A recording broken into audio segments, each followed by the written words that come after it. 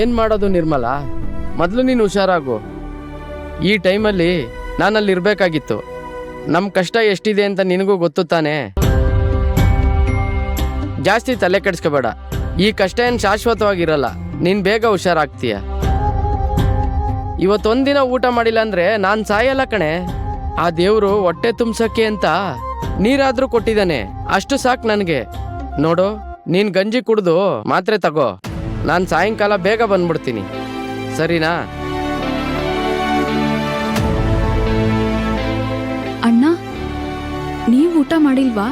ಅದು ನಂದು ಊಟ ಆಯ್ತು ಮೇಡಮ್. ಸುಳ್ಳು ಹೇಳ್ಬಿಡಿ ಅಣ್ಣ, ನಾನೆಲ್ಲ ಕೇಳಿಸ್ಕೊಂಡೆ. ನೀರ್ ಕುಡಿದ್ರೆ ಹೊಟ್ಟೆ ತುಂಬತ್ತಾ? ಏನು ಮಾಡಲಿ ಮೇಡಮ್, ಮನೇಲಿ ಹೆಂಡ್ತಿ ಜ್ವರ ಬಂದು ಹಾಸಿಗೆ ಹಿಡ್ದಿದ್ದಾಳೆ. ಇನ್ನು ರಜಾ ಹಾಕಿದ್ರೆ ಸಂಬಳ ಕಟ್ಟಾಗುತ್ತೆ ಅಂತ ಬಂದೆ ಮೇಡಮ್. ಸರಿ, ಈ ಬಾಕ್ಸ್ ತಗೊಳ್ಳಿ. ಮೇಡಮ್? ಹೌದಣ್ಣ, ತಗೊಳ್ಳಿ. ಇದು ನಾನ್ ಮನೆಯಿಂದ ತಂದಿರೋ ಊಟ. ನಮ್ಮಮ್ಮ ತುಂಬಾ ಚೆನ್ನಾಗಿ ಅಡ್ಗೆ ಮಾಡ್ತಾರೆ. ತಗೊಳ್ಳಿ, ಊಟ ಮಾಡಿ. ಅಯ್ಯೋ ಬೇಡ ಮೇಡಮ್. ಬೇಡ ಅನ್ಬೇಡಿ, ತಗೊಳ್ಳಿ. ಅಲ್ಲ, ನಾನು ಇದನ್ನ ತಗೊಂಡ್ರೆ ನೀವು ಹಸ್ಕೊಂಡಿರ್ಬೇಕಾಗತ್ತೆ. ಬೇಡ ಮೇಡಮ್, ನೀವು ಊಟ ಮಾಡಿ. ಹಾಗೆಲ್ಲ ಏನು ಅನ್ಕೋಬೇಡಿ ನೀವು. ನನಗ್ ಹಸ್ವೇ ಆಗ್ತಿಲ್ಲ. ನಿಜ ಹೇಳ್ಬೇಕು ಅಂದ್ರೆ ನಾನ್ ಬೆಳಗ್ಗೆ ಲೇಟಾಗಿ ತಿಂಡಿ ತಿನ್ಕೊಂಡ್ ಬಂದಿದ್ದೆ. ಹಂಗೂ ನನಗ್ ಹಸ್ವಾದ್ರೆ ನಾನೇನಾದ್ರೂ ತರ್ಸ್ಕೊಂಡ್ ತಿಂತೀನಿ. ಪಾಪ ನೀವು ಇಡೀ ದಿನ ನಿಂತ್ ಕೆಲ್ಸ ಮಾಡ್ಬೇಕಲ್ವಾ? ಹಸ್ಕೊಂಡಿದ್ರೆ ಆಗತ್ತಾ? ತಗೊಳ್ಳಿ ನೀವು. ಬೇಡ ಮೇಡಮ್. ಅಣ್ಣ, ನನ್ನನ್ನ ನಿಮ್ ಮಗಳು ಅನ್ಕೊಳ್ಳಿ. ತಗೊಳ್ಳಿ ಇದನ್ನ, ತಗೊಳ್ಳಿ.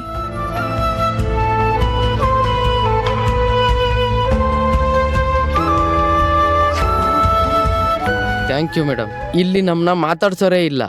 ಅಂಥದ್ರಲ್ಲಿ ನೀವು ನನ್ನನ್ನು ಮಾತಾಡಿಸಿ ಕಷ್ಟ ಸುಖ ವಿಚಾರಿಸಿ ನೀವು ತಂದಿರೋ ಊಟನ ನನಗೆ ಕೊಟ್ಟಿದ್ದೀರಲ್ಲ, ತುಂಬ ಸಂತೋಷ ಮೇಡಮ್. ನಿಮ್ಮ ದೊಡ್ಡತನಕ್ಕೆ ಏನು ಹೇಳ್ಬೇಕೋ ಗೊತ್ತಾಗ್ತಾ ಇಲ್ಲ. ಏನು ಹೇಳ್ಬೇಡಿ, ಹೊಟ್ಟೆ ತುಂಬಾ ಊಟ ಮಾಡಿ, ಸರಿನಾ? ಸರಿ ಮೇಡಮ್.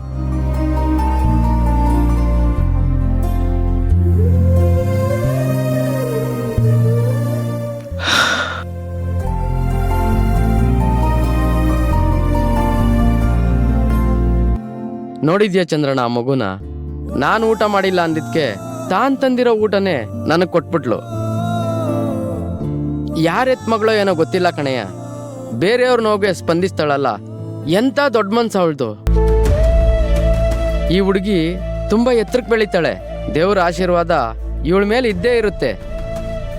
ಅವಳು ನನ್ನ ಮಗಳು ಅಣ್ಣ, ಆದರೆ ಅದನ್ನ ನಿಮ್ಮ ಹತ್ರ ಹೇಳ್ಕೊಳಕ್ಕಾಗ್ತಾ ಇಲ್ಲ. ಹೇಳಿದ್ರೂ ನೀವು ಅದನ್ನ ನಂಬೋದಿಲ್ಲ. ನನ್ನ ಮಗಳ ದೊಡ್ಡ ಗುಣ ನೋಡಿ ನನಗೆ ಹೆಮ್ಮೆ ಆಗ್ತಾ ಇದೆ ಅಣ್ಣ. ಎಲ್ಲರ ಕಷ್ಟಕ್ಕೂ ಸ್ಪಂದಿಸೋ ಹೂವಿನಂತ ಮನಸ್ಸು ಅವಳದ್ದು. ತುಂಬಾ ಒಳ್ಳೆ ಹುಡುಗಿ. ಸರಿ ನಡಿ ಚಂದ್ರಣ್ಣ, ಊಟ ಮಾಡೋಣ. ಚಂದ್ರಣ್ಣ, ಅಲ್ಲೇ ಯಾಕೆ ನಿಂತ್ಬಿಟ್ಟೆ? ಬಾಪ್ಪ. ಹಾ,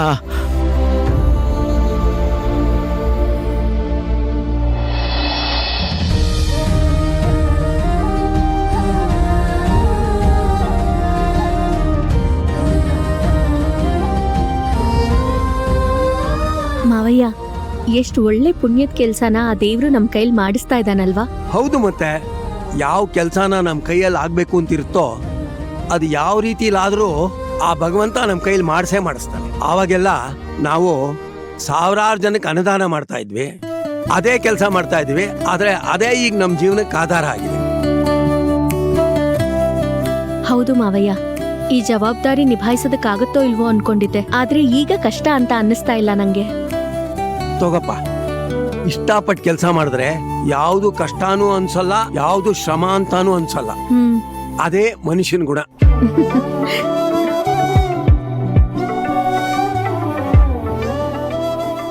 ನಿಜ ಮಾವಯ್ಯ.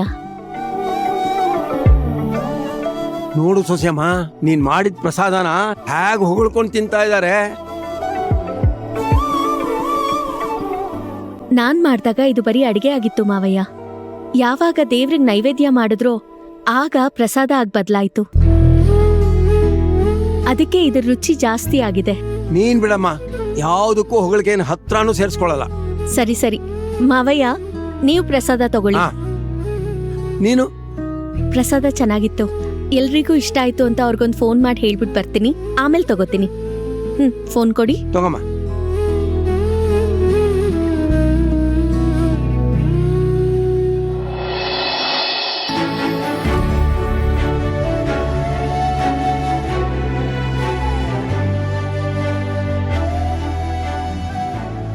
ಆಹಾಹಾ, ಏನ್ ಗಮ್ಮಂತ ಇದೆ ಪುಳಿಯೋಗ್ರೆ.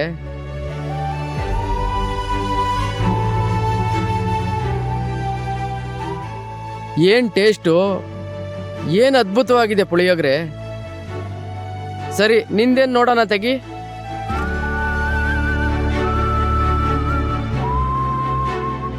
ಅರೆ, ಸೇಮ್ ಟು ಸೇಮು ನಿಂದು ಪುಳಿಯೋಗ್ರೇನೆ. ಇರು ಒಂದ್ ನಿಮಿಷ.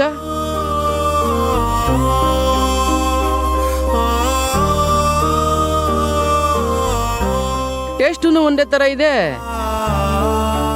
ಏನ್ ಆಶ್ಚರ್ಯನಪ್ಪ ಇದು. ಹೌದಲ್ವಾ? 2 ಬಾಕ್ಸಲ್ಲೂ ಸೇಮ್ ಪುಳಿಯೋಗ್ರೆ. ಅಷ್ಟೇ ಅಲ್ಲ ಕಣಯ್ಯ, ಟೇಸ್ಟು ಒಂದೇ ತರ ಇದೆ ಅಂತ ಹೇಳದ್ನಲ್ಲ, ಇದು ಹೆಂಗ್ ಸಾಧ್ಯ? ಅದೇ ಅಣ್ಣ, ನನಗೂ ಆಶ್ಚರ್ಯ. ನನಗನ್ಸುತ್ತೆ ಈ ಪುಳಿಯೋಗರಿಗೆ ಹಾಕಿರೋ ಮಸಾಲೆ ಎರಡೂ ಮನೆಯವರು ಒಂದೇ ಕಂಪ್ನಿದ್ ಹಾಕಿರ್ಬೇಕು ಅನ್ಸುತ್ತೆ. ಅದಕ್ಕೆ ಈ ರುಚಿ. ಇರ್ಬೋದು.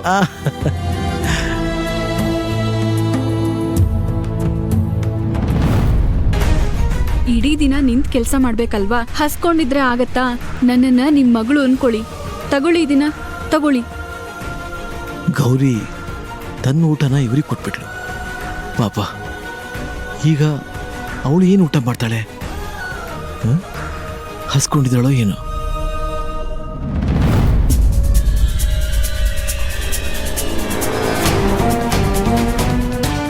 ಚಂದ್ರಣ್ಣ, ಏನ್ ಯೋಚನೆ ಮಾಡ್ತಾ ಇದ್ಯಾ? ಊಟ ಮಾಡು. ಯಾಕೋ ಸೇರ್ತಾ ಇಲ್ಲ. ಏನು ಸೇರ್ತಾ ಇಲ್ವಾ? ಇಷ್ಟು ರುಚಿಯಾಗಿರೋ ಪುಳಿಯೋಗರೆ ಸೇರ್ತಾ ಇಲ್ಲ ಅಂದ್ರೆ ಏನೋ ಆಗಿದೆ ನಿನ್ಗೆ. ಯಾಕೋ ನನ್ನ ಮಗಳು ಜ್ಞಾಪಕ ಬರ್ತಾ ಇದ್ದಾಳೆ. ಗಂಟಲಲ್ಲಿ ಅನ್ನ ಇಳಿತಾ ಇಲ್ಲ. ನೀನ್ ತಿನ್ನೋಣ.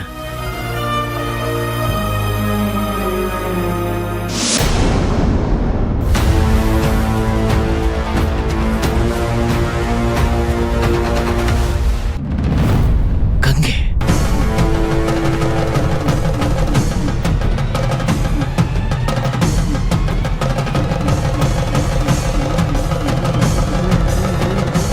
ಈ ಗಂಗೆ ಯಾಕೆ ಇದ್ದಕ್ಕಿದ್ದ ಹಾಗೆ ಆಫೀಸಿಗೆ ಬಂದ್ಲು?